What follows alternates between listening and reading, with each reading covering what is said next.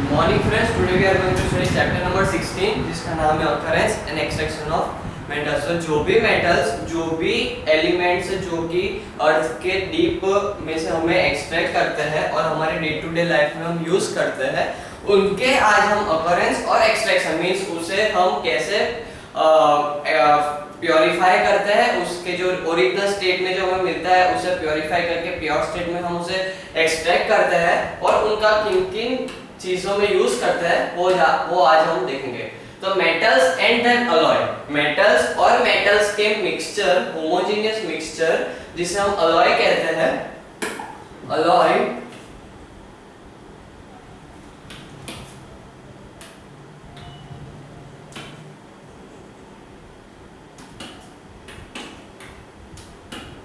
homogeneous mixture of metals and non-metals जिसे हम alloy कहते हैं, are extensively used in our day to day life. Okay, हमारे day to day life में बहुत ज्यादा हद तक यूज करते हैं। जैसे यहाँ पर भी हमारा जो ब्लैक ये व्हाइट बोर्ड है उसकी जो बॉर्डर है वो एक कोई ना कोई अलॉय से बनी है, कोई ना कोई अलॉय से बनी है। They are used for making machines, railways, motorcycle, bridges, buildings, agriculture tools, aircraft, ship, etc. Therefore, production of variety of metal in large quantity is necessary. जैसे कि उनका कंजप्शन, उनकी नीड हमारे डे टू डे लाइफ में बहुत ज्यादा है, बहुत सारी जगहों पे हम यूज करते हैं। ऑलमोस्ट होममेड हो या इंडस्ट्री हो या फिर फार्मिंग हो, सभी जगह हम मेटल का यूज करते हैं, तो उनका प्रोडक्शन भी उतना ज्यादा जरूरी होगा जिससे सबकी नीड सेटिस्फाई हो सके। और variety of metal in large quantities is necessary for economic growth of country. Economic growth of country means while talking about money of total GDP के मेटल में भी जो मेटल का प्रोडक्शन है वो बहुत ज्यादा हद तक अफेक्ट करता है। और बाकी जो मेटल्स है जो कि ऐसा ज्वेलरी हम यूज करते हैं, gold, silver, platinum and very different mixture of them, जो हम ऐसा ज्वेलरी यूज करते हैं और वो फ्री स्टेट में पाया जाता है। मींस फ्री स्टेट, यहाँ पर हमने एक टर्म देखा फ्री स्टेट। तो यहाँ पर free state means actual state, actual state means जो स्टेट में वो हमें मिल रहा है अर्थ के ग्राउंड के नीचे से। ये हमारा क्रस्ट हो गया, हम इस पे यहाँ पर माइंस होती है, ये हम माइंस मान ले, यहाँ से हम खोद के निकालते हैं गोल्ड, मर्क्यूरी, सिल्वर जैसे मेटल्स को, तो हमें फ्री स्टेट में मिलता है। मींस एक्चुअल स्टेट में ही मिलते हैं, उसे हमें प्यूरिफाई नहीं करना पड़ता, ना कि उसे एक्सट्रैक्ट करना पड़ता है, वो हमें एज इट इज स्टेट में मिलते हैं, जिसे हम थोड़ा साफ करके हम मोल्डिंग और बाकी सब चीजों में यूज कर सकते हैं। Most of the metals however occur in the earth's crust is combined form, एक दूसरे के साथ कंबाइन होते हैं। वो जो भी रिएक्टिव मेटल्स हम कह सकते हैं, आयरन हो गया, देन ये गोल्ड, सिल्वर, मर्क्यूरी को छोड़कर जितने भी मोस्ट ऑफ मेटल्स हैं वो हमें कंबाइंड स्टेट में मिलते हैं, एक दूसरे के साथ ऑर्गेनिक इनऑर्गेनिक कंपाउंड्स एक दूसरे के साथ मिक्स होता है, तो हमें उसे फिल्टर करना पड़ता है, मींस एक्सट्रैक्ट करना पड़ता है। However in this way you study the recovery of metals from their ores is very important. हम पढ़ेंगे आगे कि ओर क्या है। In this lesson you shall have some process of extraction of ore called metallurgy processes. तो metallurgy processes mean ore की हम बात करें, ओर तो और एक ऐसा कंपाउंड है, और एक ऐसा कंपाउंड है, एक ऐसा स्टेट है जो हमें मिला खुदाई करके, जिससे हम एक्सट्रैक्शन ऑफ मेटल, जिससे हम मेटल निकाल सके, एक्सट्रैक्ट कर सके, और वो हमारे लिए इकोनॉमिकली चीप या फिर पॉसिबल। और एक ऐसा कंपाउंड है जो हमें खुदाई करने में मिलता है, ऐसा कंबाइंड फॉर्म ऑफ मेटल, जिससे हम हमारे काम के लिए जो मेटल जरूरी है वो मेटल हम निकाल सके, एक्सट्रैक्ट कर सके, प्यूरिफाई कर सके और वो प्रोसेस में जो भी हमारे पैसे लगे, वो जितने भी पैसे लगे वो इकोनॉमिकली चीप या फिर पॉसिबल होना चाहिए। हमारे पास इतने मतलब हम आयरन के एक्सट्रैक्शन के लिए गोल्ड बहुत ज्यादा पैसे तो खर्च कर नहीं सकते, मींस इकोनॉमिकली पॉसिबल होना चाहिए। तो यहाँ पर हम पढ़ेंगे occurrence of metals occurs in free state as well as combined। जैसे हमने पढ़ा कि गोल्ड, सिल्वर, मर्क्यूरी जितने भी जो कम रिएक्टिव या फिर लेस रिएक्टिव या फिर नॉन रिएक्टिव मेटल्स है वो फ्री स्टेट में हमें मिलते हैं, वो एक दूसरे के साथ कंबाइन नहीं हो जाते और हमें फ्री स्टेट में मिलते हैं। और बाकी जो कंपाउंड्स है जैसे कि आयरन हो गया, देन कॉपर हो गया, देन कॉपर, देन बाकी सब जो भी हमारे मेटल्स रहते हैं वो एक दूसरे के साथ कंबाइन रहते हैं, जो एक दूसरे के साथ कंबाइन रहते हैं। Metals have low reactivity, so affinity of for air, moisture, carbon dioxide and other non-material and other non-metals present in nature। Okay? जो भी मेटल की लो रिएक्टिविटी है वो air, moisture, carbon dioxide and other non reactive metal मतलब इन दूसरे के साथ थोड़ा थोड़ा कंबाइन रहते हैं, जिससे हम एक्सट्रैक्ट नहीं करना होता, सिर्फ थोड़ा फिल्टर करना पड़ता है। Such metals may remain in elementary state और native state, मींस जो उनकी एक्चुअल स्टेट है, गोल्ड की एक्चुअल स्टेट है, वो स्टेट में ही अर्थ के क्रस्ट में प्रेजेंट रहता है, वो स्टेट में ही अर्थ के क्रस्ट में प्रेजेंट रहते हैं। और वैसे मेटल को हम नोबल मेटल्स भी कहते हैं जो हमें एक्चुअल स्टेट में, फ्री स्टेट में हमें अर्थ के क्रस्ट के नीचे से मिले। जैसे कि यहाँ पर एग्जांपल दिया गया है, गोल्ड, सिल्वर, मर्क्यूरी, प्लेटिनम जो है वो हमें फ्री स्टेट में मिलते हैं। On the other hand most of the metals are active and combined with moisture, carbon dioxide, non metals. Okay, बाकी के जो मेटल्स होते हैं वो air, then air means oxygen, के साथ ऑक्साइड फॉर्म करेंगे। ओके, एयर के साथ रिएक्ट करके ऑक्साइड फॉर्म करेंगे। मॉइस्चर के साथ हाइड्राइड फॉर्म, हाइड्रोक्साइड फॉर्म करेंगे। कार्बन डाइऑक्साइड के साथ कार्बोनेट फॉर्म करेंगे। ओके, क्या कार्बोनेट फॉर्म करेंगे। और sulphides, carbonates, okay, and non metals like sulphur के साथ सल्फाइड्स, हलाइड्स, सल्फिकेट्स एक्सेट्रा एक दूसरे के साथ जो भी एक्टिव मेटल्स है, जो भी एक रिएक्टिव है, जो भी अर्थ के क्रस्ट के अंदर रहकर रिएक्शन परफॉर्म कर सकता है, वो मेटल्स एयर या फिर एयर, मॉइस्चर, कार्बन डाइऑक्साइड और बाकी नॉन मेटल के साथ रिएक्शन करके कंपाउंड फॉर्म करते हैं, जिससे हमें ओरिजिनल मैटर एक्सट्रैक्ट करने में दिक्कत होती है और हमें प्रोसेस करनी पड़ती है extraction. Naturally occurring material in which a metal or a compound occurs is a mineral। Okay, means naturally occurring ऐसा मटेरियल जो हमें खोद के ऐसा मटेरियल मिला जिससे हमें मेटल और इट्स कंपाउंड मिल सकते हैं, जिससे हमें मेटल एंड इट्स कंपाउंड मिल सकते हैं, उसे नाम दिया गया मिनरल।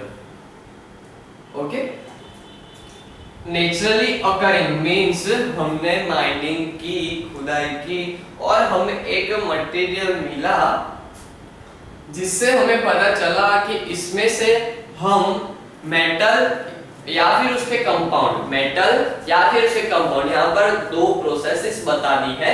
या फिर मेटल यानी हमें डायरेक्टली मेटल मिलेगा, एक्सट्रैक्शन करके मेटल मिलेगा, या फिर उसके कंपाउंड मींस हमें उसके ऑक्साइड्स, सल्फाइड्स ये सब मिलेंगे। ओके, तो मेटल या फिर कंपाउंड हमें मिलने की पॉसिबिलिटी है, प्रोबेबिलिटी है, तो वैसे मटेरियल को हम कहेंगे मिनरल। और ऐसे मिनरल जिसमें से हम एक्सट्रैक्ट कर सकते हैं मेटल, ऐसे मिनरल जिसमें से हम metal can be extracted economically. Okay, economically means ऐसे मिनरल्स यानी हमें पता है ऐसे मटेरियल जिसमें से हम ऐसे कंपाउंड जिसमें से हम मेटल या फिर नॉन मेटल या फिर उसके कंपाउंड एक्सट्रैक्ट कर सकते हैं, उसे नाम दिएगा मिनरल। लेकिन ऐसे मिनरल जिसमें से मेटल को हम एक्सट्रैक्ट कर सकते हैं इकोनॉमिकली, मींस कम पैसे में, यानी कंडीशन को देखकर हम एक्सट्रैक्ट कर सकते हैं इकोनॉमिकली, ऐसे मिनरल को कहा गया ओर। और हम जो भी एक्सट्रैक्शन करते हैं वो ओर में से करते हैं। ओके, जो भी एक्सट्रैक्शन होगी वो ओर में से, क्योंकि मिनरल में से जब हम एक्सट्रैक्ट करेंगे तो वो हमारा इकोनॉमिकली पॉसिबल नहीं होगा। Okay, ore is that mineral in which a metal is present. Ore is that mineral in which a metal is present in appreciable quantities and from which the metals can be extracted economically. Okay, a main active substance present in nature, especially in atmosphere, are oxygen and carbon dioxide. Okay, जो भी reaction perform करते हैं अर्थ के crust में present metals के साथ। Okay, जो भी रिएक्शन करते हैं अर्थ के क्रस्ट में जो मेटल प्रेजेंट है उनके साथ, वो मोस्ट है ऑक्सीजन और दूसरा है CO2 और दूसरा है CO2। तो in the earth crust sulphur and silicon are found in large quantity. और ये था एटमॉस्फेयर में। और जब बात करें अर्थ के क्रस्ट के अंदर की, तो हमें मिलता है सल्फर एंड सिलिकॉन, ये सबसे ज्यादा है। तो बेसिकली अर्थ के कोर में प्रेजेंट है जो भी मेटल, वो मेटल या फिर उसे एटमॉस्फेयर टच कर रहा होगा तो ऑक्सीजन या फिर कार्बन डाइऑक्साइड के साथ रिएक्ट करके एक स्टेबल कंपाउंड बनाएगी। और अगर अर्थ के अंदर ही रिएक्शन होगी तो वो सल्फर के साथ रिएक्शन करके सल्फाइड्स फॉर्म करेगी, या फिर सिलिकॉन के साथ रिएक्शन करके सिलिकेट्स फॉर्म करेगी, जो कि अर्थ के क्रस्ट में डिपॉजिट होंगे। और फिर हम वो डिपॉजिटेड कंपाउंड को एक्सट्रैक्ट करेंगे और प्योर मेटल उसमें से रिमूव करेंगे हमारे पर्पस के लिए। Okay, ores are invariably found in nature in contact with rocky material. These rocky materials or earthy impurities are called gangue or matrix. Okay, अब ore means हमारा ऐसा मिनरल जिससे हम मेटल एक्सट्रैक्ट कर सके इकोनॉमिकली। ओके, तो ओर के साथ जब भी हम एक्सट्रैक्ट करें तो जो भी इंप्योरिटीज उसके साथ लगी है, जैसे कि मेटल प्लस इंप्योरिटी, ये होती है हमारी ore. Okay, metal plus impurity. अब इंप्योरिटी कुछ भी हो सकती है, जैसे कि ऑक्साइड हो गया, या फिर कार्बोनेट हो गया, या फिर सल्फेट हो गया, या फिर सिलिकेट हो गया। ये सारी इंप्योरिटीज में आ जाती है कि मेटल को छोड़ के जितने भी उसके साथ कंपाउंड फॉर्म किए गए हैं, या फिर वो ऑक्सीजन हो, कार्बन डाइऑक्साइड हो, कार्बोनेट हो, या फिर सिलिकेट हो, वो सभी आ जाती है इंप्योरिटीज में। तो ये इंप्योरिटीज को हम कहेंगे गैंग, GANGUE, गैंग पार्टिकल्स या फिर मैट्रिक्स। तो हमें पता चल गया कि हमने अर्थ के क्रस्ट में से ओर निकाला और इंप्योरिटीज को रिमूव करनी है तो हमें मिलेगा मेटल। तो फिर बेस्ड ऑन जैसी इंप्योरिटीज प्रेजेंट है मेटल के साथ, उसके बेस पर, जैसी इंप्योरिटीज है मेटल के साथ, उसके बेस पर different types of purifying extraction methods find करेंगे। अब हम थोड़े ओर्स के पढ़ेंगे, ओर्स के नाम और कौन से फॉर्म में मिलते हैं और किस टाइप के होते हैं। और जब हम बात करते हैं नेटिव मेटल्स जैसे कि गोल्ड, सिल्वर, प्लेटिनम, मर्क्यूरी के, तो कॉमन और उसके गोल्ड सिल्वर ही नाम है। लेकिन जब हम ऑक्साइड और बात करते हैं मींस ऐसे मेटल्स के और जो ऑक्सीजन के साथ रिएक्ट कर कर अपने कंपाउंड बना रहा है अर्थ के क्रस्ट में, और हमें फिर वो ऑक्साइड को रिमूव कर कर अपना प्योर मेटल निकालना है। तो ऑक्साइड्स और हो गए एक हेमेटाइट, ये सब ऑक्साइड्स और के नाम याद रखना है। ऑक्साइड्स और हो गए हेमेटाइट, हेमेटाइट एक आयन का और है, जो कि प्रेजेंट Fe2O3 मींस यहाँ पर हमें चाहिए Fe, लेकिन यहाँ पर ऑक्साइड का ये हो गया इम्प्योरिटी, ये हो गई इम्प्योरिटी ऑक्साइड। एक तो हमें ऑक्साइड को रिमूव करना होगा, रिडक्शन करना होगा, इसकी वजह से हमें फिर मिलेगा Fe जो कि हम फिर यूज करेंगे। ओके, तो यहाँ पर हम सिर्फ अभी ऑक्साइड्स के नाम और के नाम देख लेते हैं, ऑक्साइड्स और कौन से। नेक्स्ट है बॉक्साइड, एल्यूमिनियम का और है बॉक्साइड, Al2O3 में प्रेजेंट होता है, Al2O3.2H2। ओके, तो यहाँ पर एक ऑक्साइड, यहाँ पर और हो गया और इम्प्योरिटी हो गई ऑक्साइड, और यहाँ पर एल्यूमिनियम का और ऑक्साइड।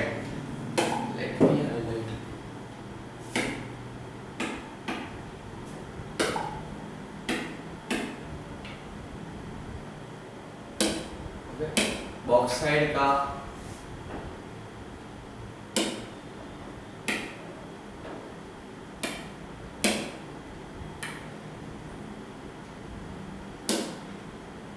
कैसे ट्रिक, टीन का और है, ऑक्साइड और है टीन का। कॉपर का क्यूप्राइड Cu2O, जिंक का जिंकाइड ZnO, टाइटेनियम का भी और होता है ऑक्साइड, और रुटलाइट टाइटेनियम का ही है।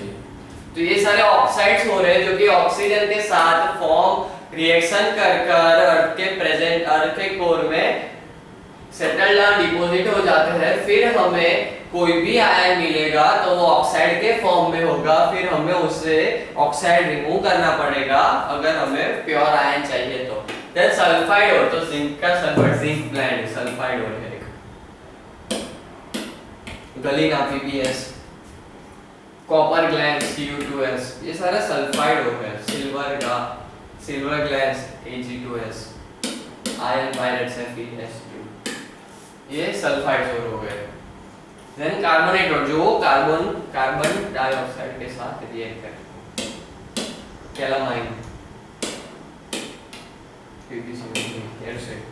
देन सल्फेट और, जो सल्फाइड था वो ये सल्फेट हो गया, SO4 sulphide, sulphate. Halide means hydrogen, कोई भी means hydrogen, chlorine AgCl, silver का AgCl एक हलाइड हो रहा है, और हेलोजन के साथ कंपाउंड फॉर्म कर लेता है।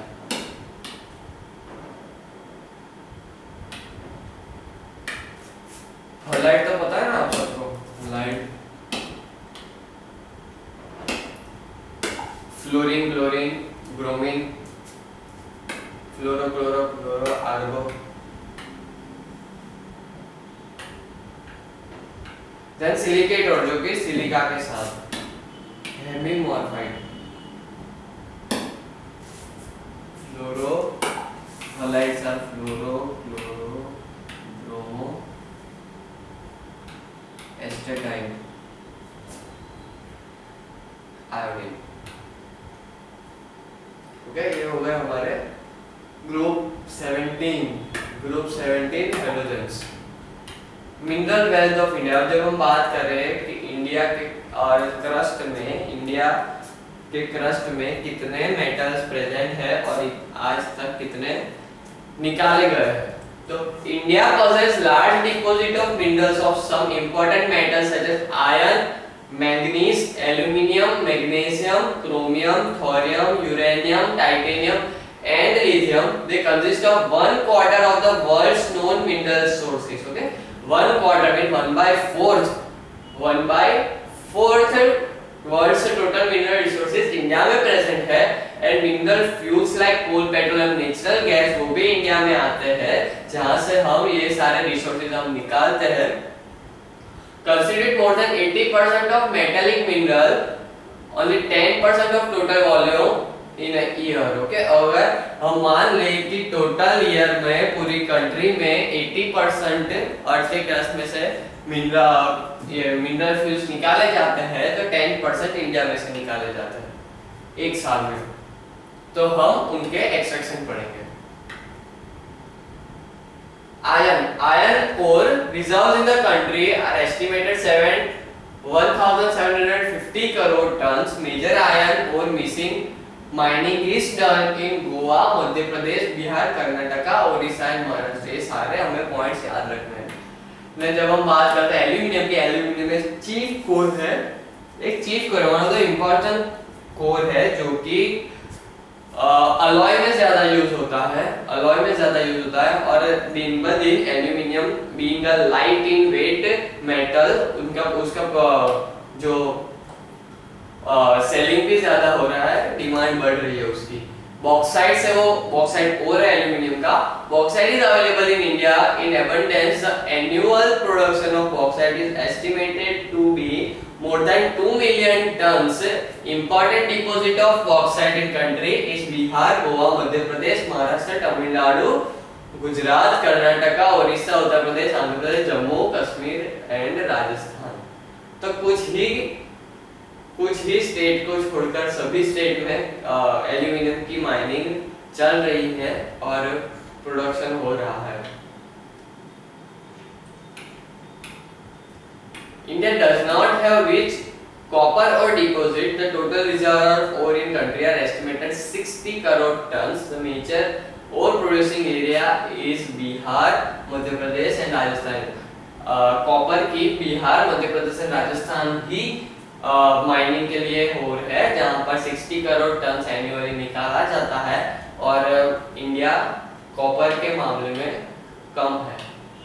India has no significant deposit of lead और इंडिया के पास लीड के भी और इतने सिग्निफिकेंट नहीं है। लीड एंड जिंक और यहाँ पर राजस्थान, झारखंड में ही प्रेजेंट है, आंध्र प्रदेश में है, दो, देन ओडिशा में है। सम रिजर्व्स अभी गुजरात एंड सिक्किम में भी थोड़े थोड़े प्रेजेंट है, लेकिन इतना सिग्निफिकेंट नहीं मिल पाता। The total reserve estimated is 360 million ton. Only 360 million tons ही हम एल्यूमिनियम जिंक एंड लीड का प्रोडक्शन कर पाते हैं।